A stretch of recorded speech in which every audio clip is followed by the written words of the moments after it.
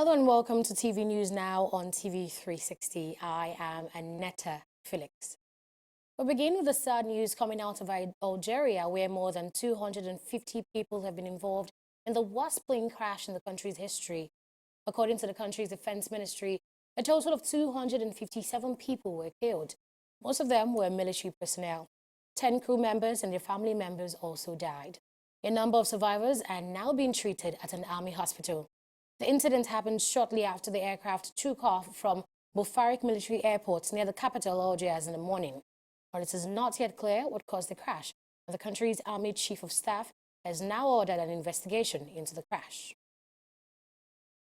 Back to Nigeria now. Senior military leaders of African countries are meeting in the capital city, Abuja, to develop new ways of tackling security challenges on the continent and further facilitate cooperation. They are gathering for the African Land Forces Summit 2018 with the theme, Unity is Strength, Combating Africa's Security Challenges. The forum affords Africans the avenue to share experiences on global terrorism and forge common approach to combating transnational threats and crimes such as small arms proliferation and terrorism. The summit is the single largest African gathering of senior military leaders on the continent. It also affords them the opportunity to interact with the aim of strengthening existing relationships and developing new ones. The summit is a landmark event which the Nigerian Army will be co-hosting with the United States Army Africa. It will provide the Nigerian Army the forum to showcase its capabilities, project its image and military might to the largest gathering of African senior military leaders on the continent.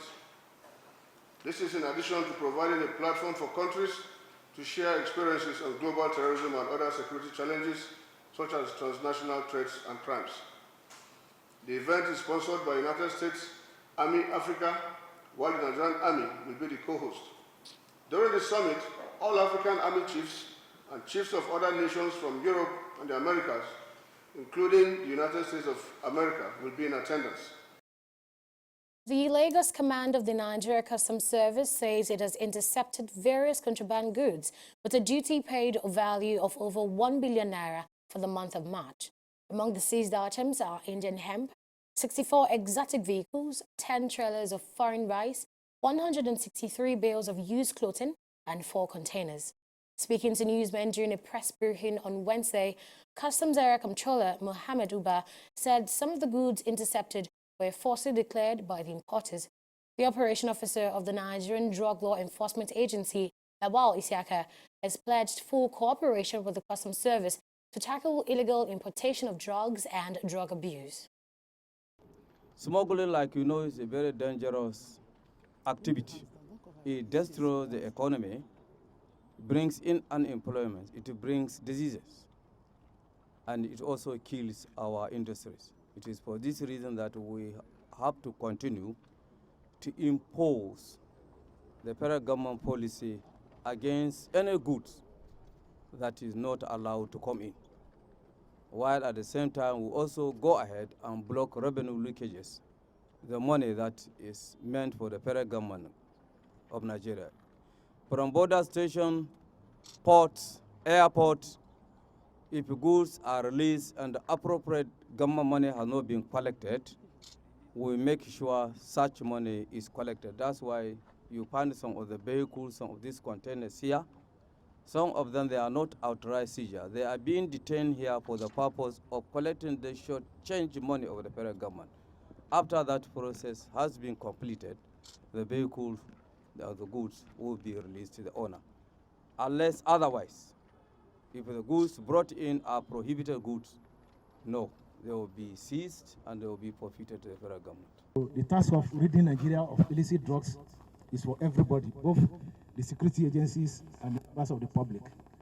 So with experience, it is becoming expedient that we form what we intend calling joint motorized patrol with the Nigerian Customs, so that we cover all the loopholes of the customs and NDLA who bring in their experience and expertise to make sure that we beat these criminals.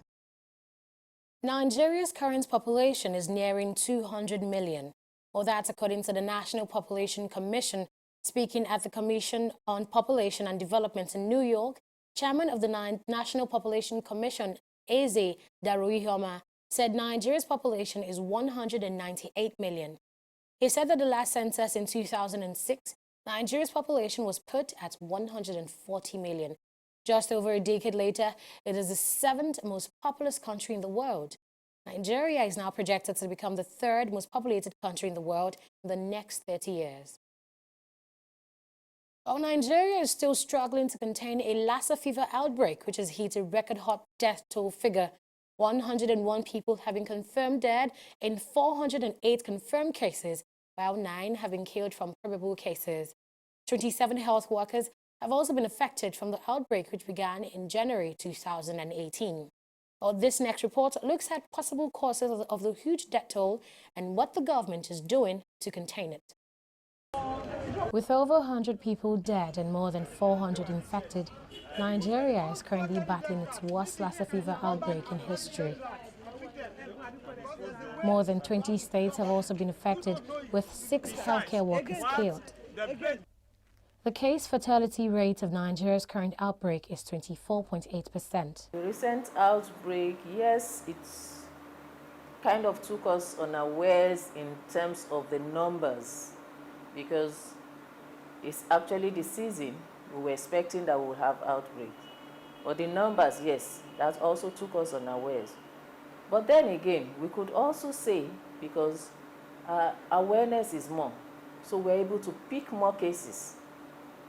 Unlike before, where maybe sometimes they get sick at home and die at home. We will advise you to... Most of the deaths occur in rural areas where there is no access to some basic healthcare amenities. The country's commercial capital, Lagos, was affected but has now exited the active phase, while the country's capital, Abuja, has so far been spared.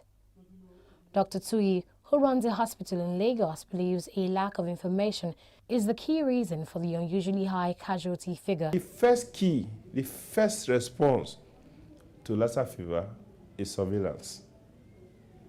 What surveillance does is to pick the virus and stop it from spreading, even in the animal, not just in human and in the animal. That's the first thing. Okay?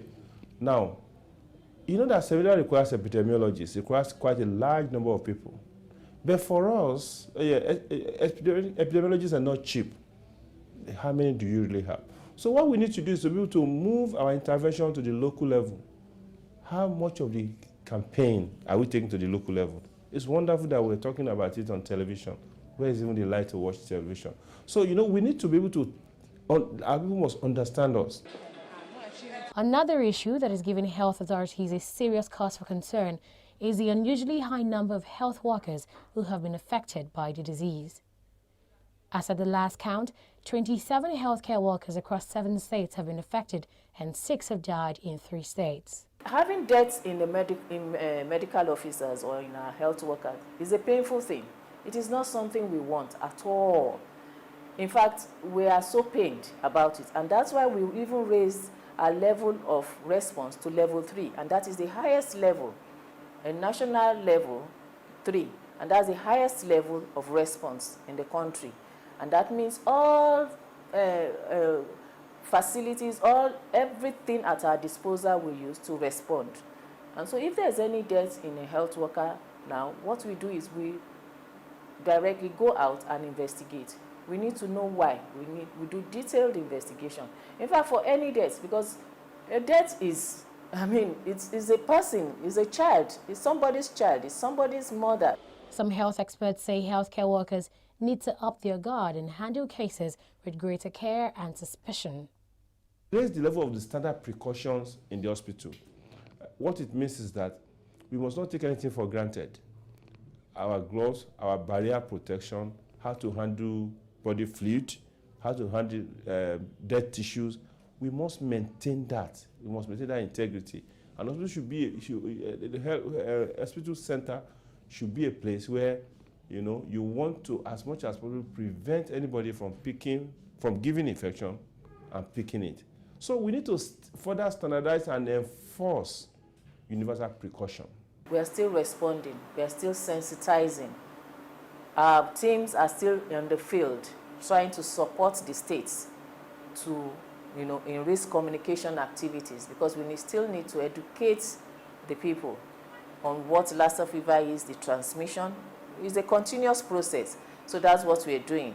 Now, another area that activity that we're carrying on is active case search. Because yes, the cases are coming down, but we are doing active case search in all the communities, because we know that, cases might be there in the community when people do not maybe report. So our people are there in the field. They're working with the local government health workers. They're working with the states and conducting active case search in all the states and the communities. Now, another area that we're going into for Lassa fever is to go into research, because we really need to know the drivers of the disease. So there's a lot of research work going on now. We're doing a lot of research work with our partners, with WHO, with all the other partners. We're working together to make sure we're able to get the drivers. We know it's the rodents, but we need to know more about the rodents.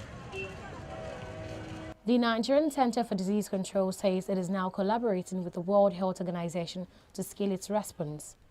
It is also collaborating with Alima and MSF in Edo, Ondo and Anambra State to support case management.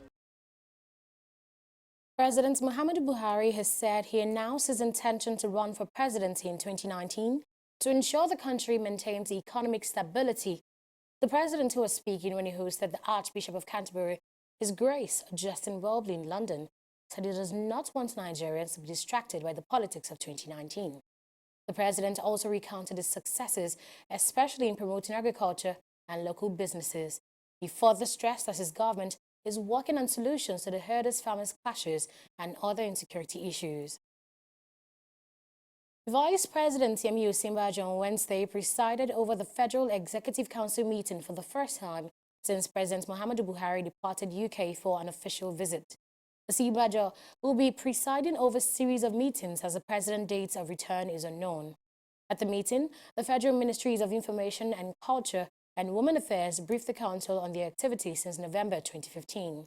The Ministries of Defense and Transportation also made presentations at the meeting. The Ebonyi State chapter of the All Progressives Congress is appealing for inclusion into political positions in Nigeria. A delegation of the Ebonyi State chapter made this call at a visit to the Government of Federation, Boss Mustafa, in Abuja on Tuesday. Responding to this, Mustafa encouraged them to preach to southeastern states to support Buhari's second-term bid. He says that supporting Buhari was the shortest way to Igbo presidency and will determine their place of power in 2023. Those of you that have come today to preach to the other 4 southeastern states that, one, the shortest route to the presidency is to support President Buhari complete his 4-year second term. 2, to demonstrate that by showing him solid support and extracting an understanding that beyond 2019 we will be in the play. It's what happens in 2019 that will determine whether you will be in the play. That is what is going to determine. So don't let no one fool you. The zone that demonstrates the kind of support that gives an impression that, look, these people are ready for negotiation, they're the ones that are bringing themselves to the negotiating table. You cannot negotiate with an unwilling partner. Saying that, look, position yourselves so that you come to the negotiating table from a point of strength. And how you bring yourself there will be dependent on the outcome of 2019. We wish to appeal for inclusion of more, and this will surely empower us with resources, influence, and moral authority to prosecute the 2019 elections. Exactly. The federal government social investment programs have been hijacked in Ebonyi State by Governor David Umahi. We wish to appeal that the coordination of these laudable poverty alleviation programs should be controlled by our great party, the APC. Senate President Bukola Saraki has given the Appropriation Committee a deadline of April 13 to ensure the federal budget is ready for final consideration. The budget, which had been stuck in the National Assembly since November 2017, was expected to be passed by January 2018. But this was delayed owing to disagreements between the executive and legislature. The budget is expected to start running on June 1st and has a proposed spending plan of 8.612 trillion naira. Thousands of mourners gathered Wednesday in South Africa for a public memorial service for Winnie Mandela, the anti-apartheid campaigner and former wife of late President Nelson Mandela. The memorial in Soweto comes ahead of a funeral service to be held on Saturday. Winnie Mandela died in a Johannesburg hospital on April 2nd at the age of 81, after what her family said was a long illness. She was known as the mother of the nation because of her struggle against white minority rule in South Africa. Mourners danced and sang in the Orlando Stadium in Soweto as they remembered her life in the lengthy service. Well, after this break, we'll go over now to Esther Vesse for the business news.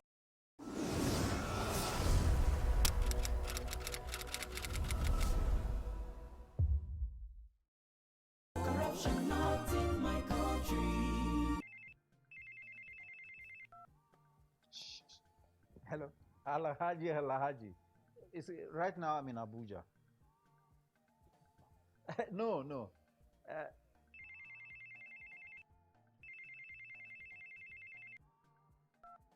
Hello, Adamu. Right now I'm in Kano. Yes. When I get back, I'll just call you. Look, what is wrong with you? I'm talking on the phone and you are gesticulating and doing. What's wrong with you? Daddy, where exactly are we as we speak? Are you alright? This is Lagos. Well, you just lied to someone that we are in Abuja. Keep quiet. Who told you you can tell an elderly person is lying? Daddy, you just lied. And by lying, you are raising corrupt children for the future of Nigeria. That is corruption, not in my country. Corruption, not in my country.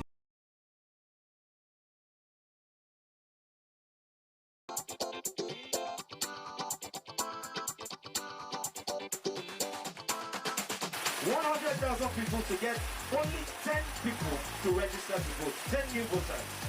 Each of us standing here today, when you get back home, when you get to your place of work, your school, try and get 10 new people that do not have their PPC to register to vote. We're going to take on our website onevoice.ng, please go there, give us the information. If you get 10 people to vote, then you're amongst us.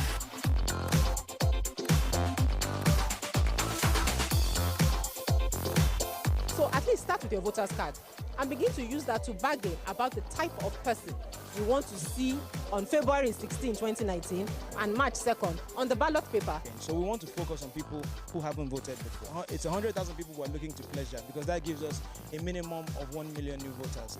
Instead of to say, my vote no go count now, try vote first, maybe see whether it will count, you know.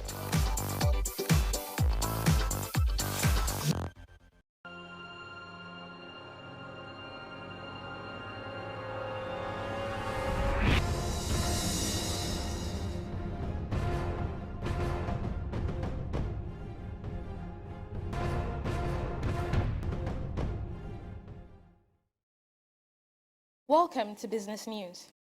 President Muhammadu Buhari has approved the extension of the Voluntary Asset and Income Declaration Scheme, VAT, to June 30, 2018.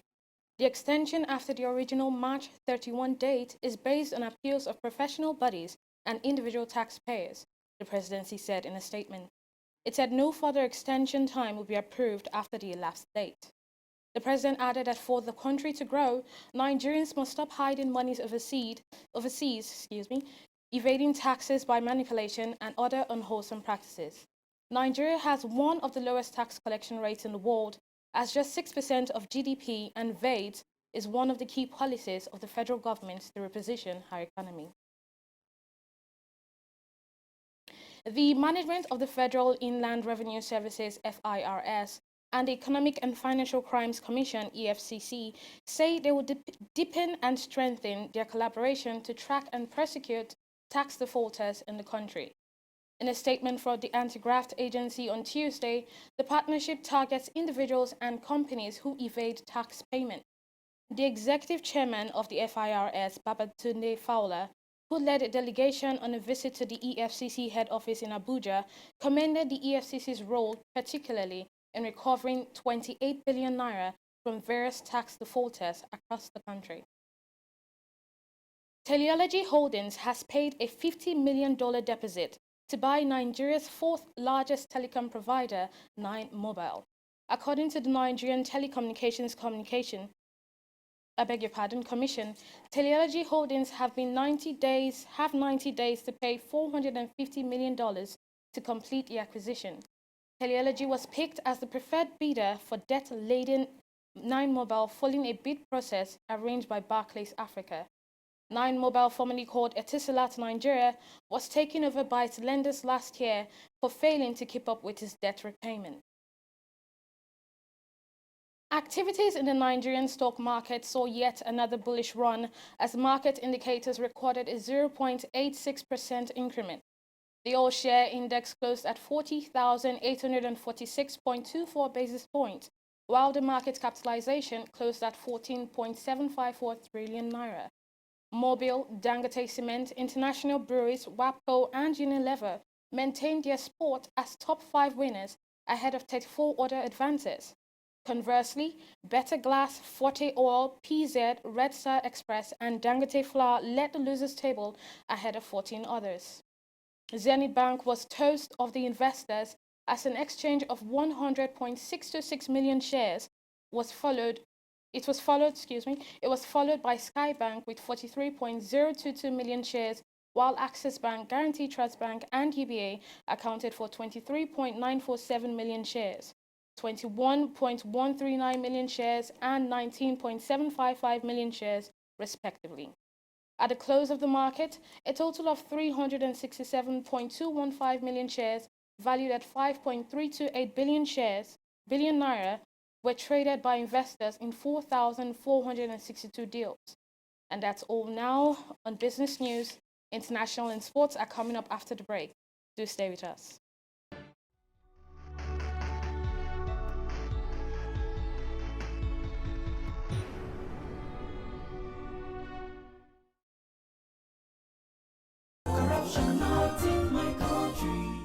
Give him his shoes somewhere here, his phone and everything.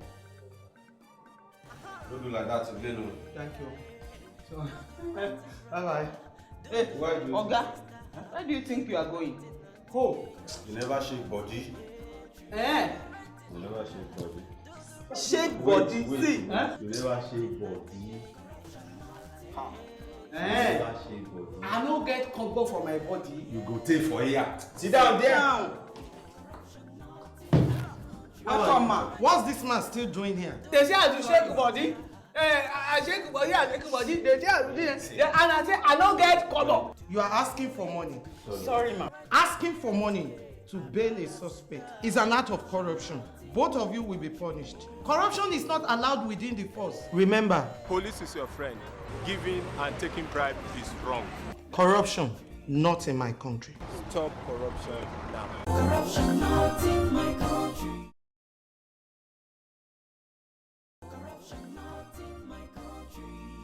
It's about the files your secretary presented to me regarding the company salary. Yes, the figures don't seem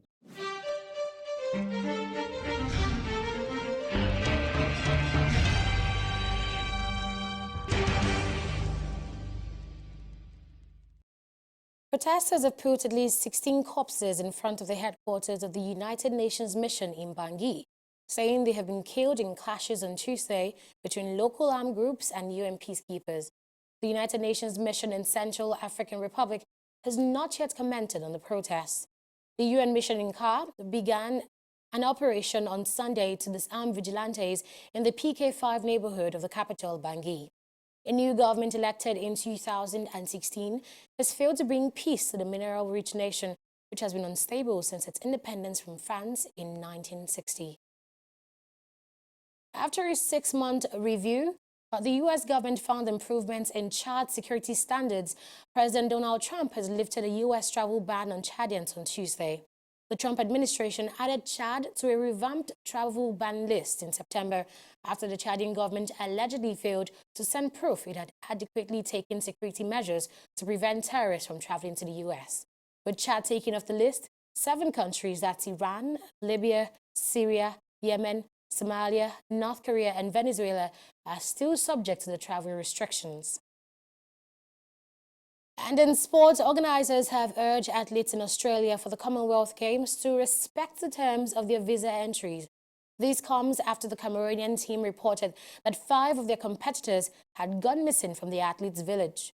Speaking at a news conference, organising committee chairman Peter Bitte said they had worked hard with the Australian government on the entry system and encouraged the 6,000 visiting athletes and officials not to breach the term of their visas. He further warned the athletes that they will be deported if they overstayed in the country. Former FIFA chief Joseph Sepp Blatter says he is shocked at rule changes regarding the World Cup bidding process and the introduction of video assist referee technology. The 2026 World Cup will include 80 teams from the initial 64, and FIFA approved an extended tournament. Barcelona coach Ernesto Valverde has apologized to the club's fans after his side crashed out of the Champions League at the quarterfinal stage. The Spanish league leaders became just third side to throw away a 3+ goal first leg lead after allowing AS Roma to overturn a 4-1 first leg deficit. The Italians won 3-0 on the night to advance on the away goals rule after the aggregate score ended 4-4. AS Roma will be joined in the quarterfinal by Liverpool, who defeated Manchester City 5-1 on aggregate. It's a wrap here on News Now on TV360. Thank you for watching. I am Annetta Felix.